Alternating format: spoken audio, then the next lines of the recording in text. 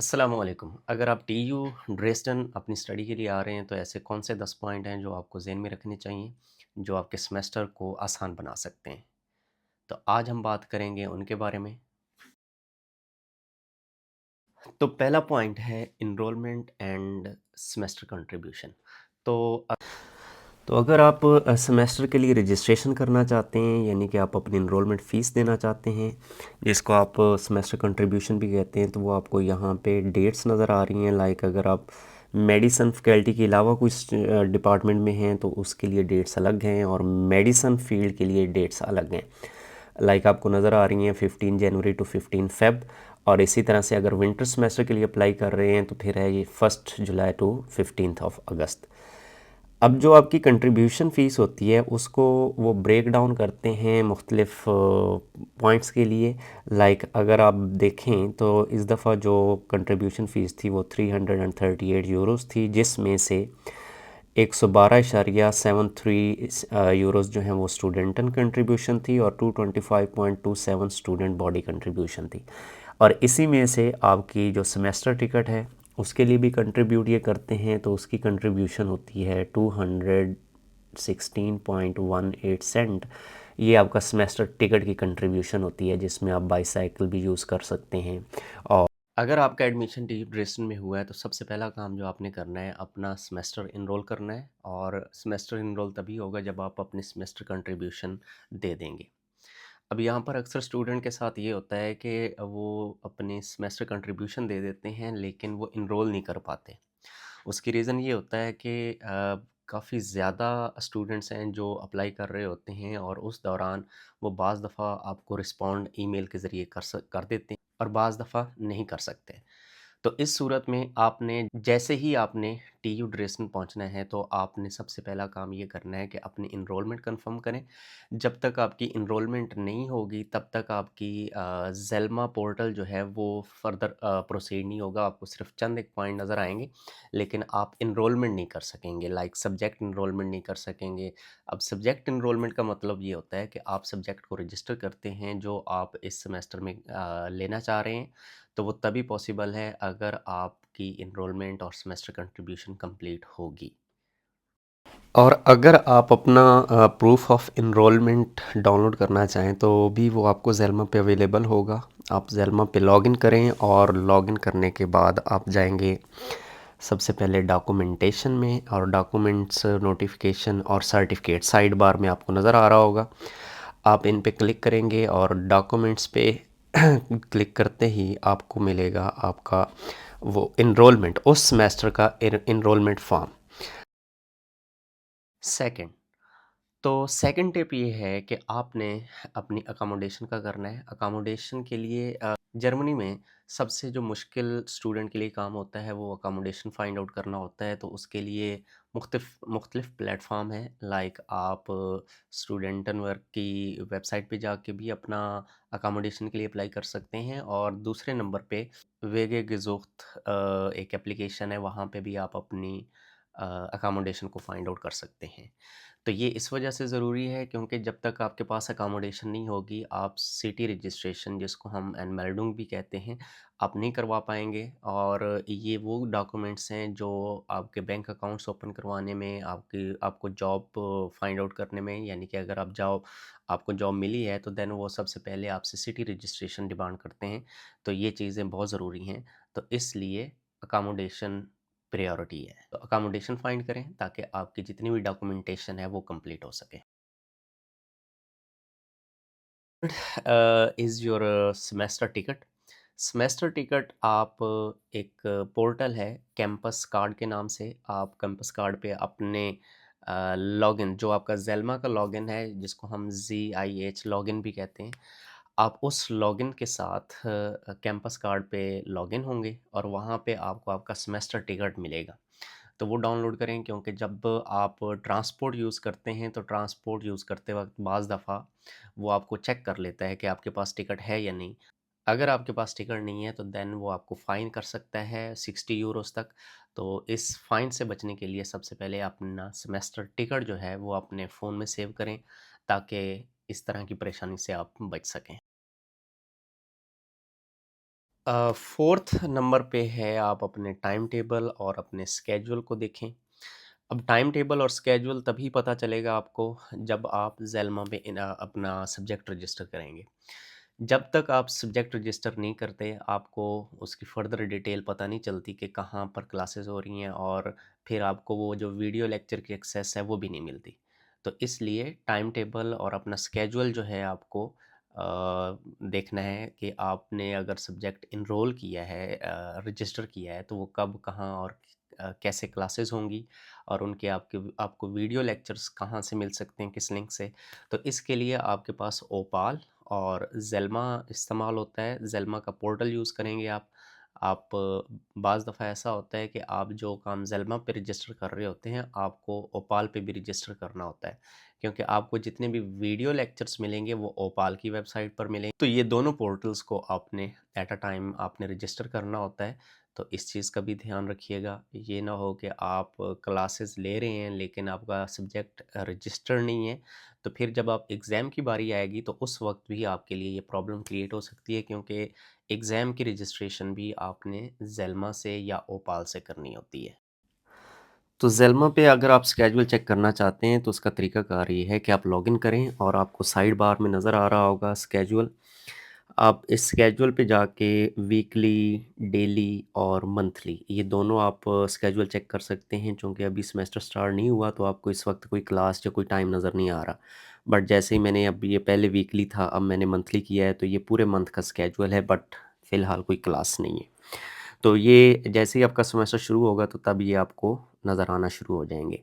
अब अगर आपके पास आप चेक करना चाहते हैं कि आपने कौन-कौन से सब्जेक्ट रजिस्टर किए हैं, तो मॉड्यूल पे जाके आप देख सकते हैं कि कौन-कौन से सब्जेक्ट आपके रजिस्टर हैं। आप डी-रजिस्टर करना चाहें तो भी कर सकते हैं। तो सब्जेक्ट रजिस्टर भी यहीं से होना है और डी-रजिस्टर भी यहीं से होना है। जैसे अभी आपको रजिस्टर करके मैं बताता हूँ। कंपल्सरी फ़ील्ड है, इलेक्टिव है, थीसिस है और ये सारी चीज़ें आपकी फ़ील्ड से रिलेटेड हैं। अगर मैं इलेक्टिव या कंपल्सरी की तरफ जाता हूँ और मैं कोई कोर्स रजिस्टर करना चाहता हूँ तो उसका तरीकाकार ये है कि अभी जैसे आपको ये एडवांस सेमिनार फ़िज़िक्स नज़र आ रहा है। अगर मैं इसको रजिस्टर करना चाहूँगा तो ये रेड बटन है, इस पे क्लिक करूँगा और रजिस्टर हो जाएगा। बट मैं चूँकि ये ऑलरेडी कर चुका हूँ इस वजह से ये रजिस्टर नहीं करूँगा। एक और कोर्स फॉर एग्ज़ाम्पल हम जाते हैं लाइक थ्योरेटिकल फ़िज़िक्स है। अगर मैं इस पे रजिस्टर करना चाहूँगा तो मैं क्लिक करूँगा तो ये रजिस्टर हो जाएगा लेकिन अभी ये फ़ाइनल नहीं हुआ, ये नेक्स्ट पे क्लिक करना पड़ेगा। जब नेक्स्ट पे क्लिक होगा तो ये आपने लास्ट पे सबमिट करना होता है। तब जाके आपके सब्जेक्ट की रजिस्ट्रेशन होगी और आपको ये नज़र आ गया ग्रीन बार में your registration has been successful. तो अब अगर मैं इसको चेक करना चाहूँ कि ये रजिस्टर हुआ है या नहीं तो दोबारा मॉड्यूल पे जाके आप इसको देख सकते हैं। तो ये लास्ट पे आपको नज़र आ रहा होगा थ्योरेटिकल फ़िज़िक्स और थ्योरेटिश फ़िज़िक्स आपको इस तरह से सब्जेक्ट एनरोल कर 5th टिप ये है कि आप लैंग्वेज और इंटीग्रेशन कोर्सेज़ में अपने आप को एनरोल करें। टीयू ड्रेसडन हर सेमेस्टर में आपको लैंग्वेज कोर्सेज़ ऑफ़र करती है। टीयूडीएस के नाम से एक इदारा है, इंस्टीट्यूट है जो आपको लैंग्वेज कोर्सेज़ करवाता है। लेकिन आपने इसके लिए ज़रा अपने आप को प्रिपेयर करना होगा क्योंकि इनकी जो रजिस्ट्रेशंस हैं वो ओपन होते ही ख़त्म हो जाती हैं। द रीज़न इज़ दैट कि काफ़ी सारे स्टूडेंट्स जो हैं वो इस वेट में होते हैं कि कब ये ओपन हो और कब वो एनरोल करें। तो अगर आप लैंग्वेज कोर्स टीयू ड्रेसन की तरफ से करना चाहते हैं तो देन आपको इन चीज़ों को भी अपने ज़हन में रखना है ताकि आप बर वक्त अपने आप को एनरोल कर सकें और लैंग्वेज सीख सकें। क्योंकि लैंग्वेज यहाँ पे इंटीग्रेट करने का सबसे बेहतरीन और सबसे अहम ज़रिया है। अगर आपको लैंग्वेज आती है तो आपके लिए इंटीग्रेशन यहाँ पे आसान रहेगी, अदरवाइज़ चीज़ें डिफ़िकल्ट रहेंगी। 6th नंबर पे है आप अपना स्टूडेंट कार्ड और मेंज़ा कार्ड को एक्टिवेट करें। क्योंकि मेंज़ा अगर आप यूज़ करना चाहते हैं अपने कार्ड पे तो उसका तरीकाकार ये होता है कि मेंज़ा कार्ड को रिचार्ज करवाते हैं। लाइक मेंज़ा कार्ड क्या है जी? आपका जो यूनिवर्सिटी कार्ड है वही आपका मेंज़ा कार्ड है।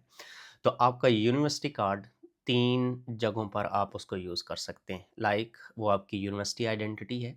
आप उस यूनिवर्सिटी के स्टूडेंट हैं, एक तो कार्ड इसके लिए यूज़ होगा। सेकेंडली आप लाइब्रेरी के लिए यूज़ कर सकते हैं, लाइब्रेरी से अगर बुक्स इश्यू करवानी तो भी आपका स्टूडेंट कार्ड ही आपका यूज़ होगा। और थर्ड नंबर पे अगर आप मेंज़ा फैसिलिटीज़ लेना चाहते हैं तो तब भी आपका वही कैंपस कार्ड या स्टूडेंट कार्ड ही यूज़ होगा। तो इसलिए उसको एक्टिव करें। और एक्टिव मेंज़ा की फैसिलिटी के लिए आप जब रिचार्ज करवाते हैं तो होता ये है कि आप अपने कैंपस कार्ड को, यानी कि अपना स्टूडेंट कार्ड ले जाते हैं प्लस अपना बैंक कार्ड ले जाते हैं। तो आपसे वो पूछते हैं कि कितना इनको चार्ज करना है, 10 यूरो 20 यूरो। तो फिर जितना आपने चार्ज करना हो उस हिसाब से आप उसको रिचार्ज करवाएं और अपना पिज़्ज़ा की फैसिलिटीज़ भी आप हासिल कर सकते हैं उसी कार्ड से। सेवन्थ नंबर पे आ जाता है आपका स्टूडेंट जॉब्स या पार्ट टाइम जॉब्स। अब जैसे कि पहले बात मैंने की है कि चाहे आप स्टूडेंट जॉब करें, चाहे आप पार्ट टाइम जॉब करें, तो आपकी जब तक डॉक्यूमेंटेशन कंप्लीट नहीं होगी तब तक आप उसको कंटिन्यू नहीं कर पाएंगे, या यूं कह लें आप सेलेक्ट ही नहीं हो पाएंगे। रीज़न इज़ दैट कि अगर आपने कोई जॉब करनी है तो डेफिनेटली वो आपसे बैंक अकाउंट मांगेगा, आपका आपकी सिटी रजिस्ट्रेशन मांगेगा। तो अगर आपके पास ये डॉक्यूमेंट्स हैं तो then well and good, otherwise फिर ये चीज़ें मुश्किल पैदा करेंगी आपके लिए। तो इसलिए अपने आप को पार्ट टाइम जॉब और स्टूडेंट जॉब्स के लिए, अब स्टूडेंट जॉब्स का तरीकाकार ये होता है कि आप अपने डिपार्टमेंट में भी पता कर सकते हैं, क्योंकि स्टूडेंट जॉब्स टाइम के साथ-साथ वो ओपन करते रहते हैं। किसी को रिसर्च असिस्टेंट की ज़रूरत होती है या इस तरह का कोई फील्ड वर्क होता है, तो इन हीवी जॉब्स पे भी अप्लाई करें लाज़मी तौर पे। अदरवाइज़ पार्ट टाइम जॉब जो हैं, जिनको हम ऑड जॉब भी बोलते हैं, उनके लिए भी आपने अगर अप्लाई करना है तो डेफ़िनिटली आपके पास डॉक्यूमेंटेशन होनी चाहिए। और सो 8th, अगर आप सिटी रजिस्ट्रेशन करवाना चाहते हैं तो सबसे उसका तरीकाकार ये होता है कि आपको मुतलका ऑफिस से टर्मीन लेनी होती है, यानी कि अपॉइंटमेंट लेनी होती है। आप अपॉइंटमेंट, जो भी आपको अपॉइंटमेंट मिलेगी उस पे जाके आप अपना डॉक्यूमेंट्स ले जाएंगे और वो आपको सिटी रजिस्ट्रेशन, मतलब आपकी रजिस्ट्रेशन कर देंगे। अदरवाइज़ मंडे एंड थर्सडे ये 2 दिन हैं जो फ्रीली बगैर अपॉइंटमेंट के भी आप जाके अपनी रजिस्ट्रेशन करवा सकते हैं। लेकिन ये आप उसकी वेबसाइट पे, अपने मुतलका रीजन की वेबसाइट पे जाके चेक कर लें कि वो ऑफ़िस आपको मंडे और थर्सडे फ्री विदाउट अपॉइंटमेंट आपकी रजिस्ट्रेशन कर रहा है या नहीं कर रहा।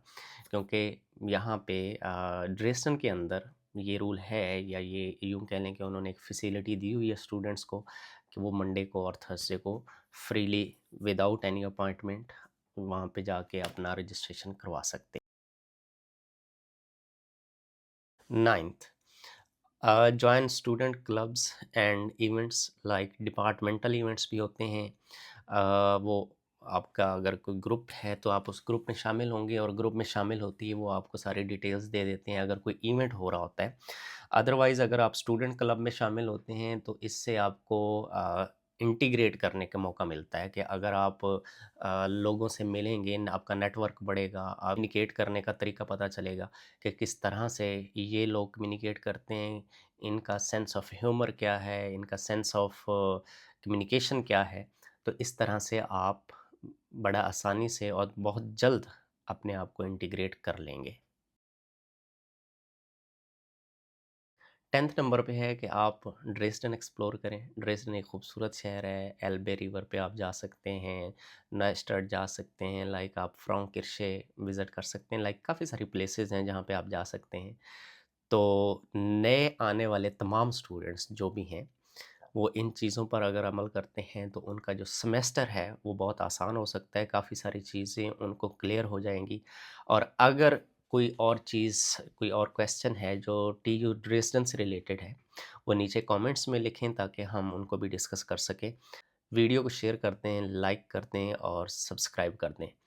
तो मिलते हैं नेक्स्ट वीडियो में। अल्लाह हाफ़िज़।